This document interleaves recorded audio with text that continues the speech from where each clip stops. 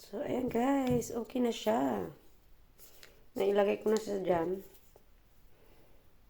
Ayan.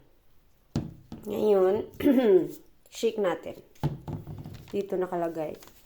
Geben Sie die ganze Inhalt Bier und in die Auftrageflasche A. So, dito na tayo sa first listen. Sarado daw. Tapos, shake natin siya ng 30 seconds. Shake ko muna siya, guys. Siyempre, spitze abbrechen, beginnen Sie umgehen mit dem Auftragen der Mischung. Ayan. Tapos, step 2 na tayo, guys. Dito yan, oh. Ito yung parang dulo niya. Yung dulo nito, ito yung paggagamitan natin. Ayan. Tapos, gitna natin, unahin daw dito muna. Tapos, dito. Tapos, pag nilagay na lahat, maghintay daw muna ng 25 minutes.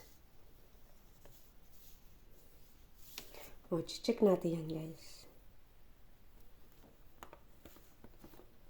Ito naman yung Sie kolorieren Ihre Haare regelmäßig alle 4 Wochen und möchten Ihre Ansätze kaschieren.